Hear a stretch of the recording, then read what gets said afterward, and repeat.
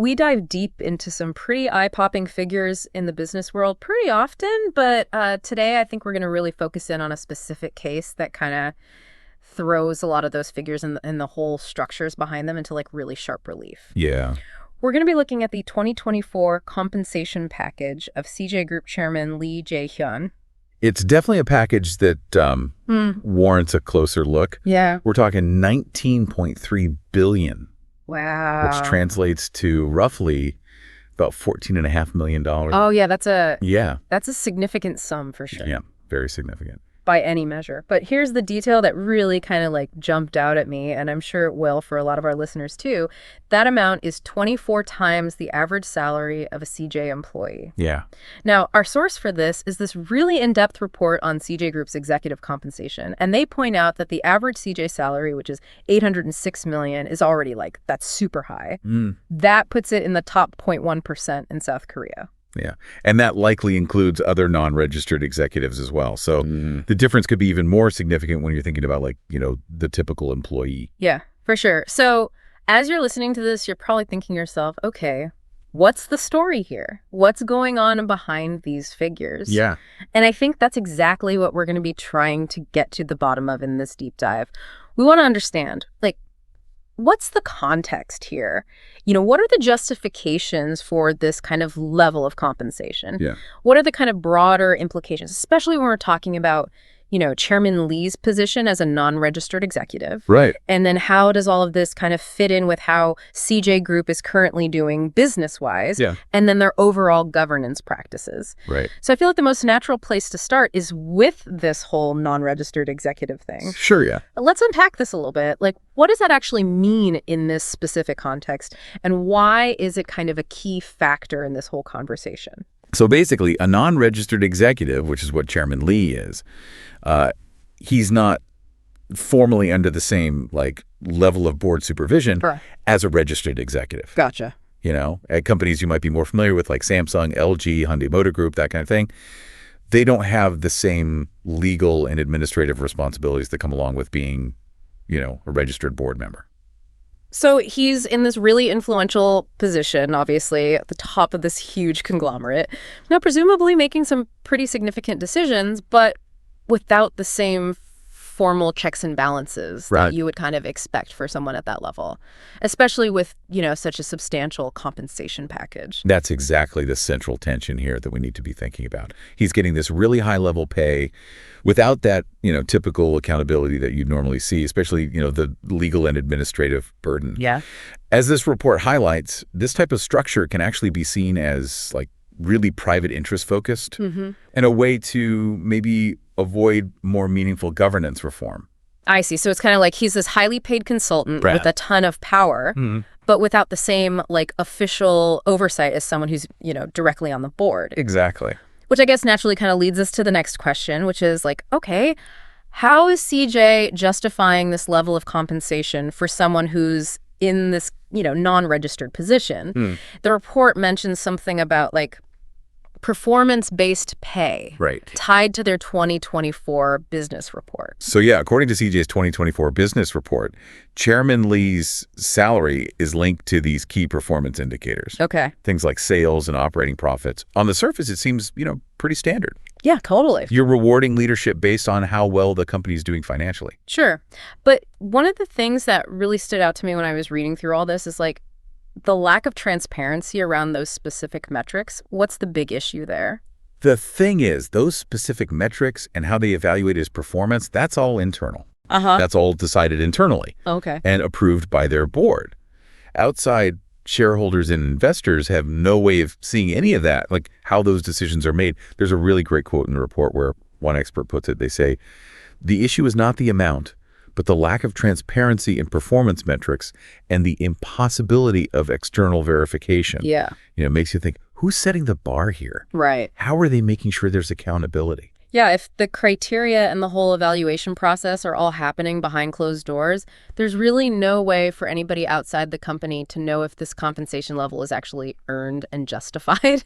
you know? Right. It just feels like a basic question of trust and how the company is governed. Absolutely. And, this report directly links that lack of transparency to these broader structural issues within South Korean corporate governance, which seems to imply that this might not be an isolated case. It makes you think, how comfortable are you as an investor knowing that, executive pay at the top is determined by these internal metrics that you can't really scrutinize? Yeah, I mean, that's a great question.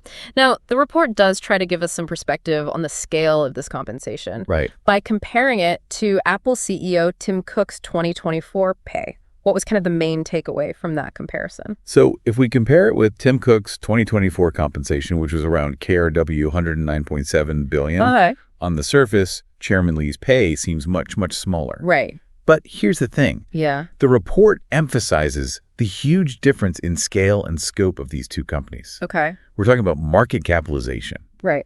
If you think about market cap, that's like if you were to buy up every single share of the company publicly traded, what would the entire company be worth? Yeah. Apple, that number is astronomical, around KRW 3,660 trillion. Wow.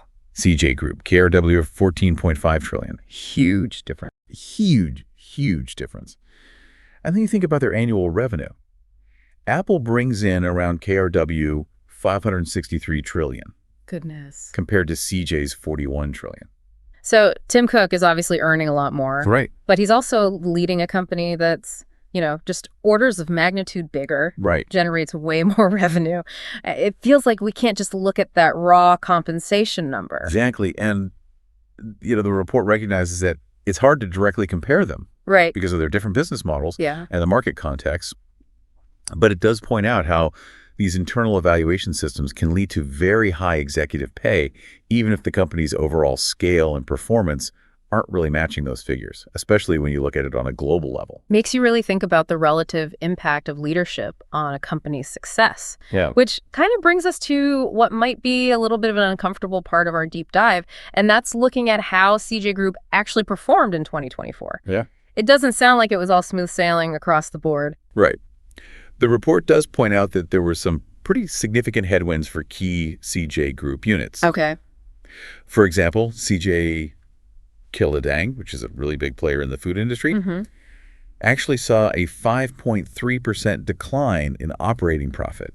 Oh, wow. For their food business. No. On top of that, their bio division was struggling so much that they had to put these emergency measures in place, like selling off assets and making adjustments to their workforce. So not just like a small dip, like some serious stuff going on. Yeah, and given these struggles, this compensation structure, does that indicate that maybe executive rewards and what people are experiencing across different divisions aren't really aligned? Yeah, it's a good question. And it wasn't limited to just that one area, right? CJENM, which is their entertainment and media arm, also ran into some trouble. Correct. CJENM actually went through some restructuring and even had to lay people off. Oh, wow. In response to poor performance in the first half of 2024. They said rising production costs and declining profitability were the big reasons why they had to streamline operations. Let's just take a step back for a second and recap. So we have a chairman of this massive conglomerate who's receiving this really high compensation. He's a non-registered executive. There's a lack of transparency about how it's justified. Right. And all this is happening while big parts of the company are facing some pretty serious performance challenges.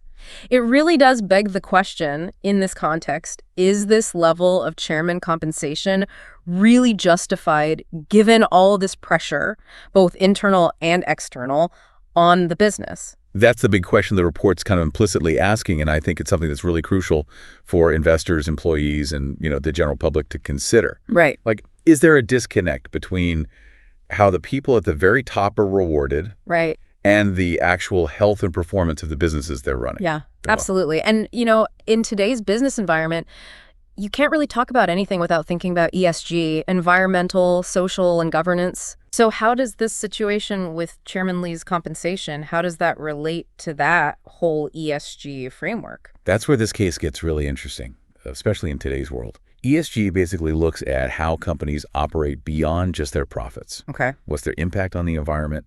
How socially responsible are they towards employees and the community? And then the big one here, governance. Right. How are they running things in a fair and transparent way?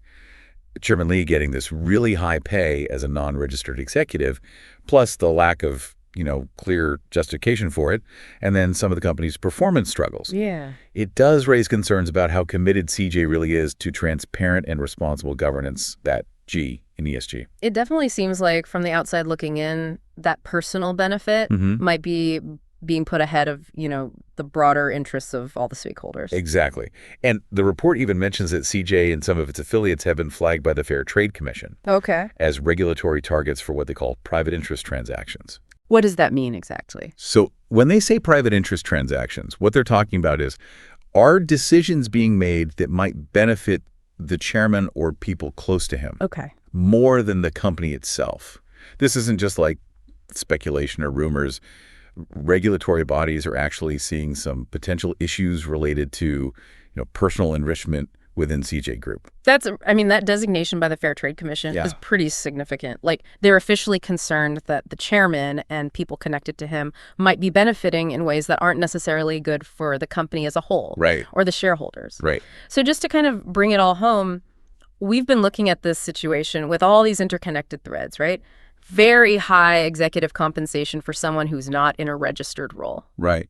And the reasoning behind it isn't really transparent to people outside the company. And all this is happening while parts of the company are struggling. And it raises some important questions about how CJ Group is measuring up to, modern ESG and governance standards. Exactly. I think the case of Chairman Lee's compensation package really shines a light on some of the key issues and debates around corporate governance today. Makes you think, are executive rewards and the long-term health and sustainability of the company, are those things truly aligned? That's the million-dollar question. And that leads us to our final thought for you to consider today. Yeah. Looking past the really big numbers and all the complex corporate structures, what does this case really tell us about responsibility, accountability, and the relationship between executive compensation and the long-term well-being of a company, especially in a global context? Yeah, and maybe even more broadly, what are the ripple effects on society when you have leadership structures that seem to prioritize individual gain? Right. Over, shared accountability and performance? How will investors, customers, and regulators, how will they respond? Yeah. What will they do? How will their scrutiny shape corporate governance, not just in South Korea, but, on a global scale? I think it's something we all need to think about. Food for thought. Definitely. Thanks for joining us today on this deep dive. I'm sure we'll be revisiting these issues again soon, so stay tuned. Yeah, thanks for having me.